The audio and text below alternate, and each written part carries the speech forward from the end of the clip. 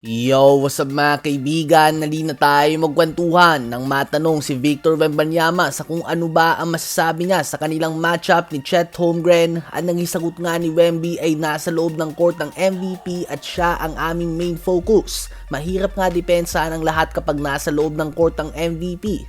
Pinapalabas nga ni Wemby dito na hindi naman si Chet Holmgren ang main focus sila dahil number 3 option lang nga ito.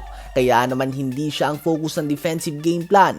Matapos ang panalo ay sinabi din ni Wemby na ang iba ay built for this moment, habang iba naman ay hindi talaga. Possibly isa na namang patama kay Chet Holmgren mga kaibigan. Andun din nga ang rumors regarding na talagang extra motivated si Wemby ngayon dahil may isang championship na nga si Chet Holmgren. At kitang-kita nga ang pagka-hype ni Wemby nang magbintis ng clutch free throw si Chet Holmgren. Kumbinsido nga si Wemby na wala sa kanyang level si Chet. And to be honest ay hindi naman talaga comparable ito. Number 1 option nga si Wemby, siya ang dinodouble team ng depensa. Habang si Chet naman yung nalilibre kapag dinodouble team si SGA o Jalen Williams. So doon pa lang nga ay malaki ng pinagkaiba.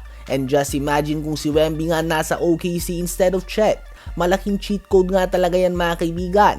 Ganun pa man magiging maganda nga ang rivalry na ito sa mga susunod na taon at hindi lang nga nilang dalawa bagkus ng Spurs at ng OKC mismo. Pareho silang may solid young core, may MVP caliber player at may mga nakaabang din sa kanila na first round draft picks sa mga susunod na NBA draft.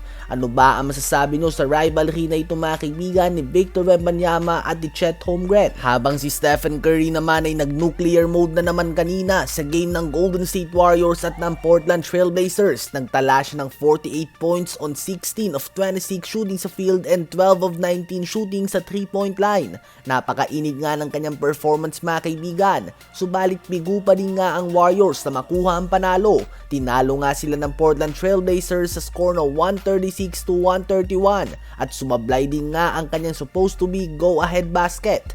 35 points si Jeremy Grant, 35 points din si Shadon Sharp at 26 points, 7 rebounds and 8 assists si Deni Avdija. Ito na nga ang panglimang laro kung saan gumawa si Curry ng 12 or more 3-pointers in just one game. Dahil din sa performance na ito ni Steph Curry, opisyal na nga niyang nahigitan si Michael Jordan para sa pinakamadaming 40-point games after turning the age of 30 years old. May 45 games na nga si Curry na ganito mga kaibigan at muli niyang pinapakita na isa talaga siya sa mga all-time greats.